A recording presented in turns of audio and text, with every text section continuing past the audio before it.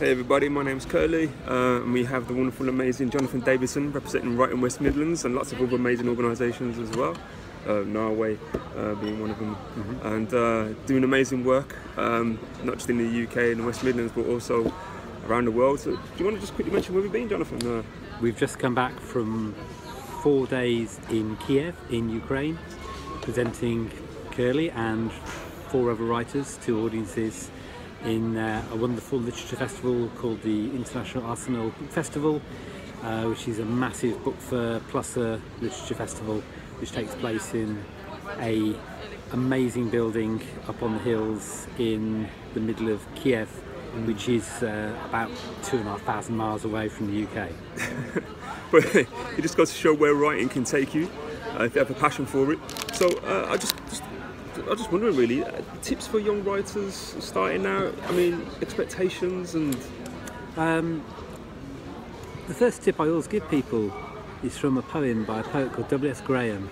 He ends with the line, "Do not expect applause." And although that sounds rather callous to say don't expect applause, what it means is that you must write because you wish to write and you wish to get your thoughts down on paper, not writing because you're looking for applause from other people necessarily. You may get that applause now, you may get it in 20 years' time, you may never get it, you may get it after you've passed away. But what's important is that the writing you do is the right writing for you. If you don't expect applause, or indeed any kind of return, as it were, for your energies, then when you get it, it's so much nicer. And you won't sink from trace, as Kurly and I just did then. So I would say don't expect applause. I would say read and listen to a whole range of different writers. Most importantly, read and listen to people who are not like you. And when you go out to present your writing, you must be with people who are not like you. Although there's a tendency and a temptation to try and align yourself with people who you would directly admire and you want to emulate and sound and perform like you do, I think in the long term there's more value in being with people who are different, because you will pick up all those influences and you will become yourself instead of a clone of somebody else. So that's very important. And also I think it's important to sometimes allow yourself periods of silence when you write, perhaps, or you don't write, but you don't speak, you don't share your work, you just let it develop, and then when you're ready you share it. So although everyone competes to some extent, we all want people's time and we sometimes want people's money, at the same time the writing life is a long life. It's not something you need to give up when you get beyond the age of 25 or 30 like a sports person. You can keep going, and in fact the writing muscle develops strangely over a 40, 50, 60 year writing life. So think about that when you're writing. Don't think that you need to win the sprint. It may be you're a marathon runner and you need to run that marathon. It's really, really great advice, because you're not just a writer yourself, but you're an organiser of events, so you oversee a lot of artists like myself and the other 4. Yeah, I meet a lot of people, and I've known a lot of writers now for 20 or 30 years, and some of them, when I first met them, they suddenly became very popular and they seem to be succeeding, and then later on their careers dipped a bit and then maybe came back again. Others didn't have the initial success when they started, but they've kept going, and gradually they've got themselves in a position where their writing is being recognised and listened to, and they're being appreciated. It's a funny career in the fact that there isn't one career path. There are loads of different career paths. And the other thing I would advise people to do is not to define yourself too early as a particular type of writer. There's a temptation to say, I'm a poet, I'm a performance poet, I'm a novelist, I'm a playwright, and that's all I do.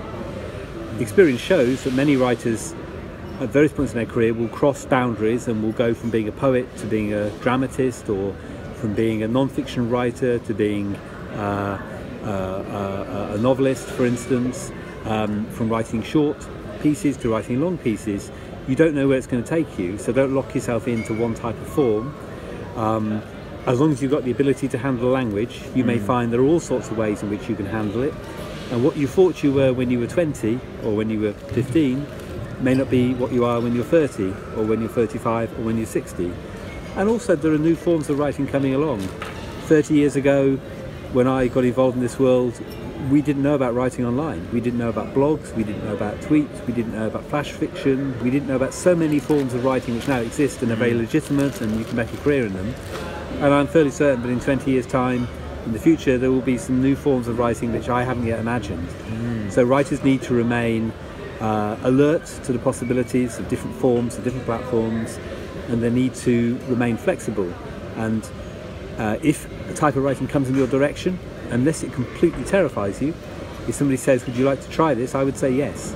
Even if you feel, I've never done this before, because you will teach yourself. Most writers teach themselves how to write, and they teach it sometimes through fear of having to do it, and sometimes through listening to other people, reading other people. And most importantly, they teach it to themselves by putting pen to paper, fingers to keyboard, mouth to voice recorder, and they learn, this is how I could be a particular type of writer, let's see how that works. So be flexible, yes. Awesome. Excellent, very valuable advice there, Jonathan. So obviously people now who probably haven't heard of you and may have only heard of you just through this video now, where can they find out more about Writing West Midlands? So Writing West Midlands, we work in the West Midlands region of the UK. It's a large area from just south of Manchester across to the Welsh border down to the Cotswolds, 5,000 square kilometres, 5.2 million people, plenty of them are writers. So we run things across that region. We have a website, writingwestmidlands.org. If you go on the website, you can join our email list and follow us on Twitter and Facebook, and you'll get lots of regular information about the things we do. Some of the things we do we charge for, some of the things we do are free. We do things for people of all ages. We work with young people from the age of 8 upwards, and we work with writers who are 70, 80. We're always changing and developing what we do, but also we like to continue things so that they're there for people when they need them. So if writers want to make contact, we quite often have an initial conversation about what they're doing and what they might like, and if there's something we're not offering which we could offer, then maybe we can set something up. So we're always keen to bring writers together in whatever way, virtually or real time. So the website's the first point of call, Facebook, Twitter, following that. And then hopefully we get to see people, because although online is great, and although writing is done quite often on your own, writers, generally speaking, enjoy each other's company, and they get a lot of benefit from hearing how each other are working and who's doing what and how you're developing. So we certainly encourage writers to come together and to share what they're doing. And in our region, in the West Midlands, it's a very generous region. People are open, people offer each other support, they are willing to learn from each other and willing to be generous with each other. So it's a nice sector to be part of. Thank you so much for your time, Jonathan. You're welcome. It's been so valuable. Thank you very much. Hope you let us have in there, people. I'm sure you have. All right, take care. Bye for now. Bye.